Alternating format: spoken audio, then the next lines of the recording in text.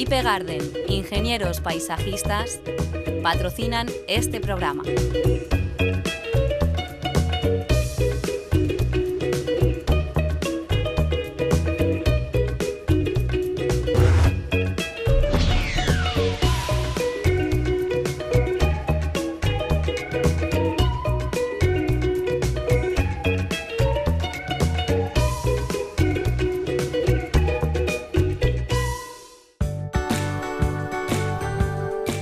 José Luis Romeu nos da su opinión sobre la importancia de tener un jardín en nuestro día a día. Hoy en La Hoja Verde hablaremos del fascinante mundo de las orquídeas.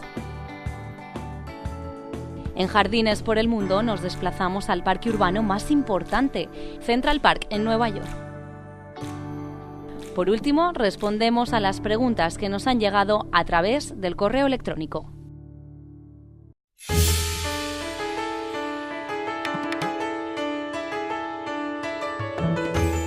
Hay personas que piensan que tener un jardín puede suponer un artículo de lujo. Nada más alejado de la realidad. Cada uno de nosotros puede disfrutar de su propio jardín, ya sea una jardina en tu terraza, las macetas del patio que cuidas con tanto esmero o el jardín de tu bungalow. Cuidar las plantas es una terapia y en algunos casos un buen ejercicio físico, pero también es una filosofía de vida. Si queremos a nuestras plantas, también queremos a la naturaleza y seremos respetuosos con ella. Y si sabemos inculcar a nuestros hijos ese respeto a nuestro entorno natural, mostrarán una sensibilidad especial hacia ella y se convertirán en un futuro en sus principales defensores. Hay un proverbio chino que dice: si quieres ser feliz un día, emborráchate. Si quieres ser feliz una semana, lee un libro. Si quieres ser feliz un mes, cásate. Pero si realmente quieres ser felices toda tu vida, hazte jardinero.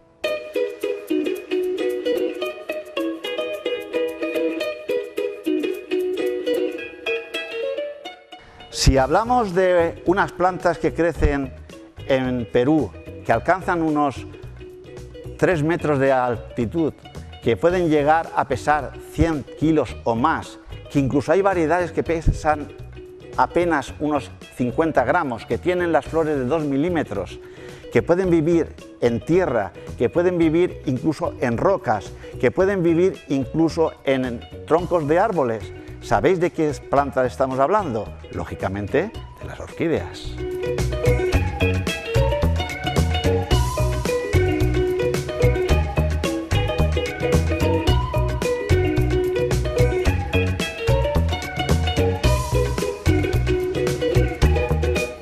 Maravillosa, ¿eh? Es una maravilla de Phalaenopsis.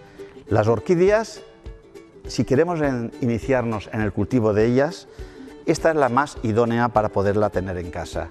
Las variedades de Phalaenopsis son súper resistentes, se adaptan perfectamente dentro de los apartamentos, oficinas, comercios, tiendas especializadas. Se adapta esta variedad en todos los lugares.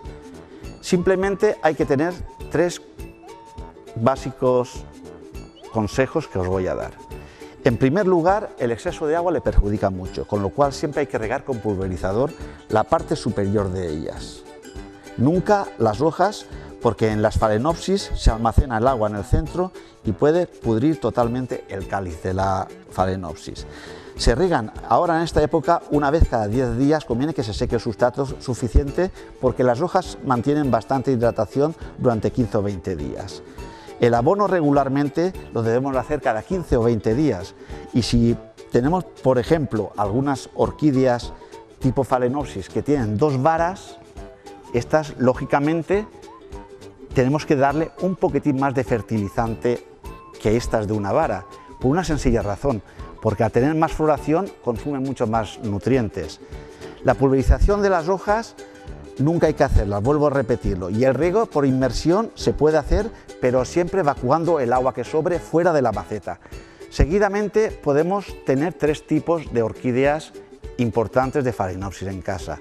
La de una vara, que son las más económicas para iniciar la colección, las de 2 varas ramificadas, que son las medias más corrientes para decorar un espacio más restringido, y las famosas pata negra o colección fortuna, que son hasta 3 varas de orquídeas. Estas pueden durar hasta 7-8 meses la floración.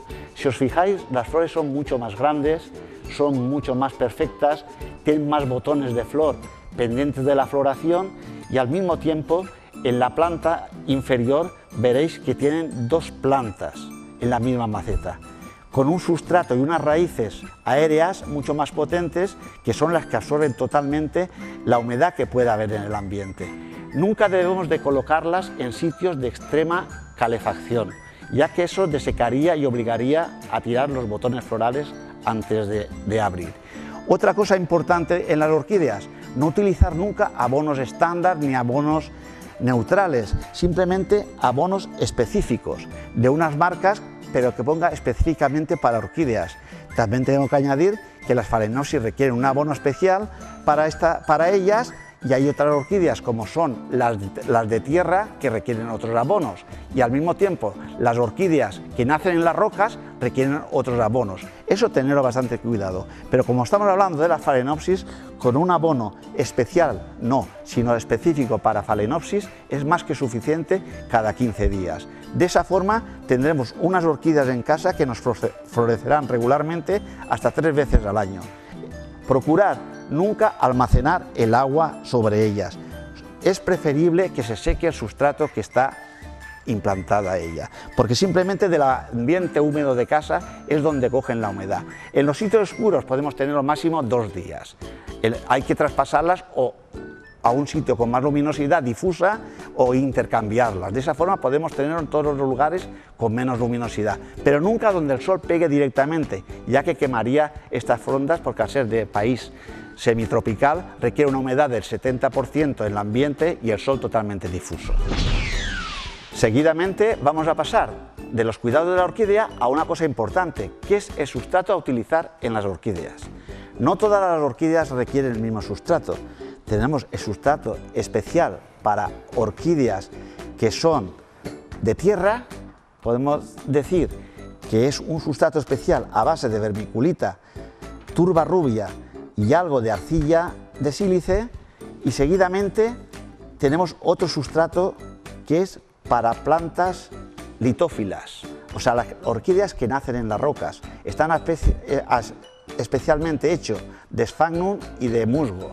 Estas orquídeas nacen totalmente en las rocas, por eso se llaman litófilas.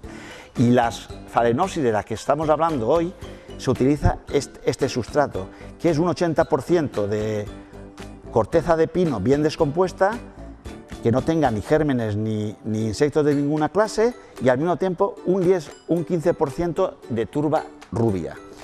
Y vamos seguidamente a trasplantar una orquídea. Lógicamente el envase tiene que ser transparente totalmente. Como veis, es totalmente transparente, con el fin de que las raíces de esta orquídea que vamos a trasplantar puedan tener la fotosíntesis adecuada y crecer adecuadamente en este recipiente totalmente transparente, y vegetará adecuadamente. Si nos fijamos, esta orquídea tenía dos varas maravillosas de 80 centímetros. Le hemos dado un corte a 3 yemas, nos fijamos 1, 2 y 3 yemas, con la cual está empezando a brotar una yema aquí. En esta segunda vara que tenemos aquí, esta la hemos cortado a estar más vigorosa a 4 yemas. A ser más vigorosa está brotando ya un nuevo ramillete de orquídeas que dentro de 2 meses tendrá unas 12 o 15 flores, con lo cual de esta forma durará aproximadamente unos 5 meses en floración. Y ahora vamos a seguir los pasos para poder trasplantar la Phalaenopsis con tierra, repito, de plantas totalmente epífitas, que es la corteza de pino con un 15 o un 20% de turba rubia. Lo primero que debemos de hacer es quitar la orquídea de la maceta. Seguidamente le quitamos las posibles raíces que puedan tener enrolladas. De esta forma le vaciamos la tierra que está de más y además está agotada. Nos fijaremos que en el centro tienen ya raíces amarillas podridas. Estas las cortamos con cortes limpios, las quitamos, que es súper importantísimo, y al mismo tiempo eliminamos la tierra que está de sobra. Seguidamente utilizamos la corteza de pino con la turba rubia. Intentamos colocar las raíces de la orquídea, pero hay que hacer un añadido de más sustrato.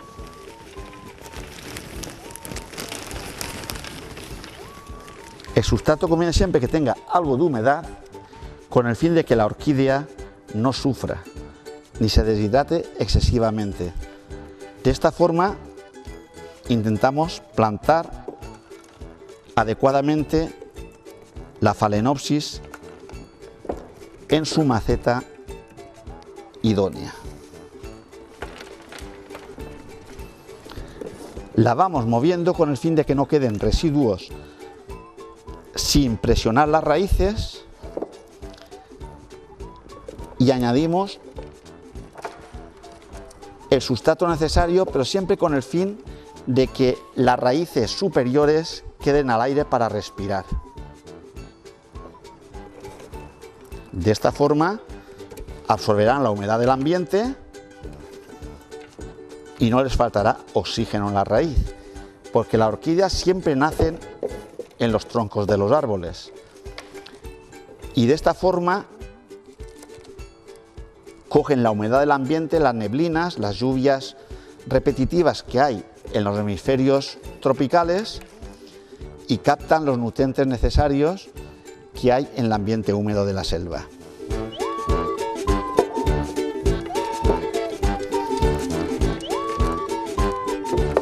Una vez establecida la orquídea, en esta maceta puede estar aproximadamente de 7 a 9 años. Seguidamente cortamos las hojas radiculares más dañadas que hay, que son pocas siempre, son las más viejas, y se nos queda una orquídea perfectamente plantada en su maceta, donde la podemos tener durante más de 5 años. A continuación, cogemos un pulverizador y este es el riego que hay que darles. Nunca mojar las hojas de estas orquídeas, de las Phalaenopsis, porque de hecho se depositaría el agua en el centro y esto, al cambio de temperaturas de más de 7 grados, que por ejemplo en Alicante tengamos aquí 15 grados de mínima y lleguemos a los 30, pues escaldaría el ojo de la orquídea y llegaría a hervir el centro. Por eso siempre hay que tener la base y el cuidado de que no se le retenga agua nunca en el corazón y el ápice de las Phalaenopsis. Si hablamos de otras orquídeas como son las terrestres, estas sí que se pueden mojar perfectamente por encima, y las rupícolas también, porque la roca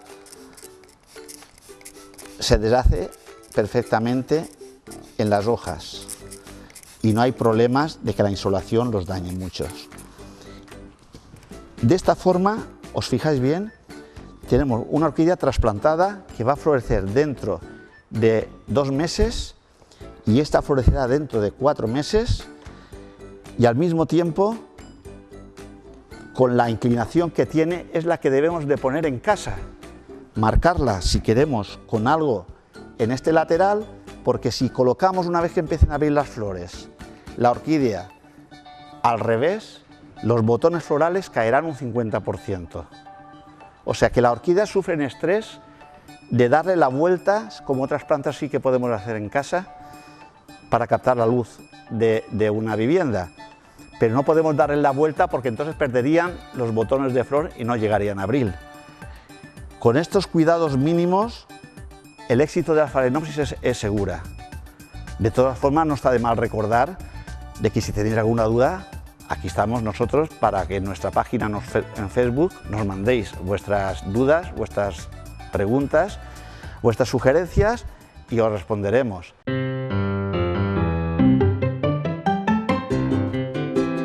Central Park está considerado como el parque urbano más importante del mundo. Se encuentra situado en el distrito metropolitano de Manhattan, la ciudad de Nueva York. Surgió como consecuencia del fuerte crecimiento de la población a principios del siglo XIX y ante la necesidad de tener un lugar de esparcimiento ante el crecimiento de la urbe. Fue diseñado por el arquitecto inglés Calvert Vaux y el paisajista americano Frederick Law Olmsted y se inauguró en el año 1873. Se ubicó sobre un terreno rocoso, pantanoso y fangoso y tuvieron que acondicionarlo para convertirlo en el parque que es hoy.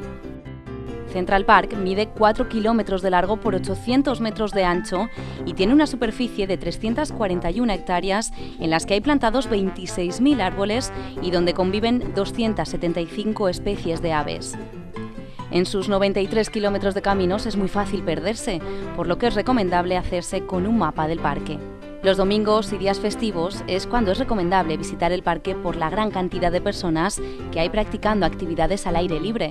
Esos días está cerrado a la circulación de vehículos a motor. Como curiosidad, en el centro del parque se encuentra un gran lago que recibe el nombre de Jacqueline Kennedy y ocupa una cuarta parte de la superficie del parque y fue construido para proporcionar el agua potable a la ciudad.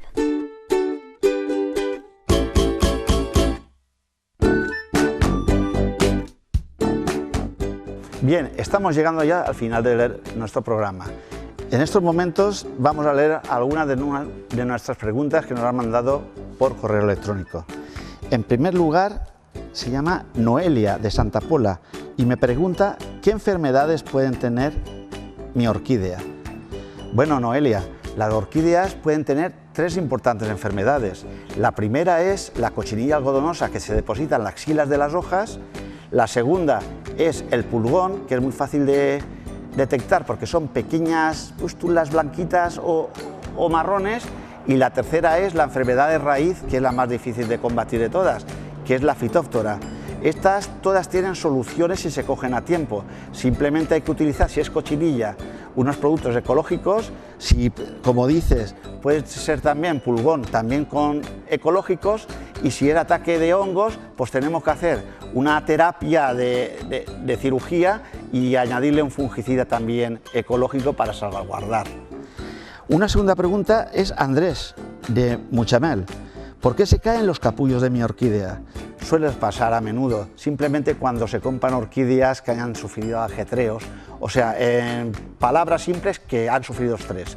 Las orquídeas deben ir del vivero a la casa y no sufrir transportes múltiples porque se estresan. Y en segundo lugar, cuando tengas una orquídea, ponla siempre orientada de la misma forma en casa. No la cambies de posición porque de esa forma también caerían los capullos. También me llama Thais, que simboliza, y me pregunta qué simbolizan las orquídeas. Pues mira, te puedo decir que el estatus más grande que simboliza la orquídea es el estatus de nobleza, de pureza y de ser muy ordenada, es la blanca. En segundo lugar, la amarilla con rosas, con color rosa difuminado de color salmón, o sea, significa una persona también que es muy polifacética y muy extrovertida. Y en tercer lugar, cuando son con pigmentación de distintas variedades y le gustan la mezcla de colores blanco, rosa, rojo, amarillo, en la misma orquídea simboliza que es una persona con 2 personalidades, la que no dejen que entren a conocerla a ella y la que quiere ella que tengan de ella los demás.